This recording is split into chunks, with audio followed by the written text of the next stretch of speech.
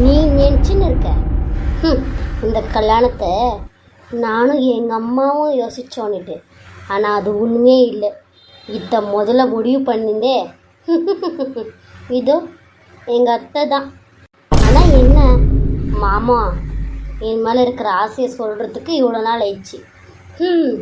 இல்லைன்னா எங்களுக்கு எப்போவோ கல்யாணம் ஆகி இவ்வளோ நேரத்துக்கு நீ பெற்று போகிறதுக்கு முன்னாடி நான் பெற்று போட்டிருப்பேன். இந்த வீட்டில் ஒரு வாரிசு.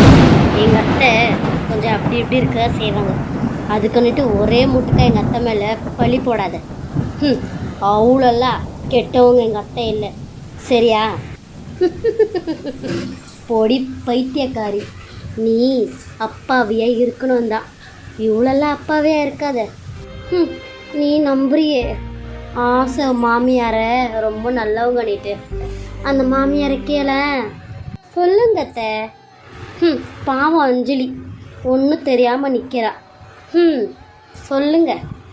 பாவம் ரொம்ப அப்பாவியாக இருக்கிறா. உலகமே என்னான்னு தெரியாமல் இருக்கிறா.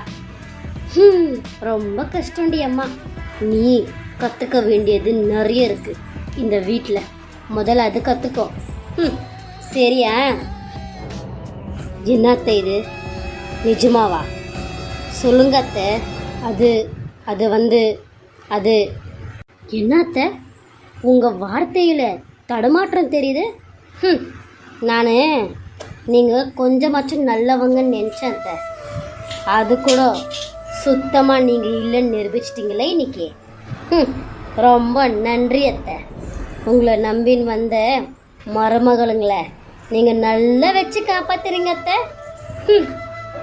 இங்கே பாருங்க அத்தை, இந்த வீட்டில் நடக்கிற அசிங்கத்தை நான் இப்போவே எங்கள் வீட்டுக்கார ஃபோன் பண்ணி நான் சொல்ல போகிறேன்.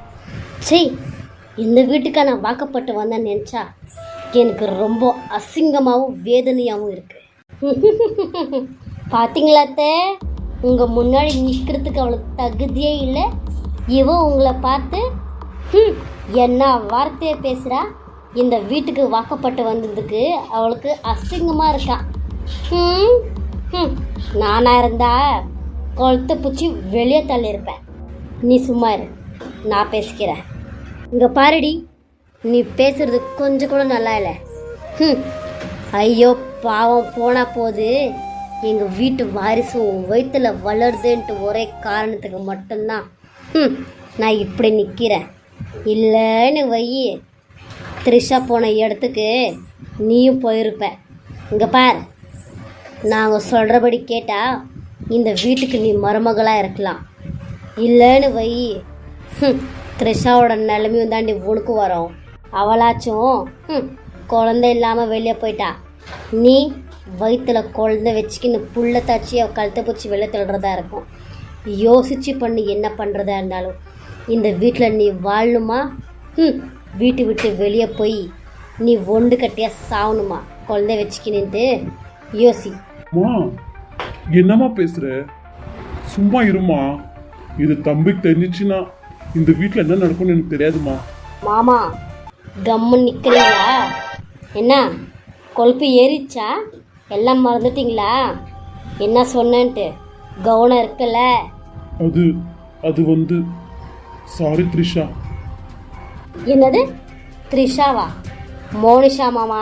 ஐயோ சாரி மோனிஷா, இதுக்கப்புறம் நான் எதுவுமே பேச மாட்டேன், என்னை மன்னிச்சிடு. என்ன மாமா நேற்று முளைச்சம் காலா? இதுக்கெல்லாம் நீங்கள் பயப்படுறீங்க? என்ன நடக்குதுங்க இந்த வீட்டில்? 1000 நடக்கும். அது கேட்குறதுக்கு உனக்கு எந்த தகுதியும் தராகாரமும் இல்லை உனக்கு. அப்படி சொல்றி என் மூத்த ஆசை மரமவளே. ஓ ஓ தீய சக்தியெல்லாம் ஒன்றா சேர்ந்துச்சிங்களா? அப்போ சரி, என்னால் ஒன்றும் பண்ண முடியாது. இதை எங்கள் வீட்டுக்கார் தான் வந்து ஹேண்டில் பண்ணும். முதல்ல எங்கள் வீட்டுக்காருக்கு இந்த வீட்டில் நடக்கிற கூத்தெல்லாம் ஃபோன் பண்ணி சொல்கிறேன். அதுக்கப்புறம் அவர் வந்து வச்சுக்குவார் கச்சேரி. ஐயோ வேணாம் அஞ்சலி, எனக்கு ரொம்ப பயமாகுதுமா. அப்படிலாம் எதுவும் பண்ணிடாதம்மா.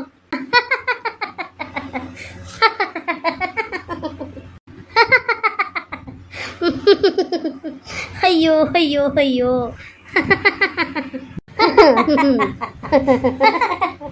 அப்படின்னு சொல்லி நான் பயப்படுவேன் நினச்சிக்கினியா அஞ்சலி? அங்கே பாரு, என் புள்ளையே ஒத்துக்கிட்டான்ட்டு என் மருமக சொல்கிறா. இன்னி யார் வந்தாலும் தடுக்க முடியாது.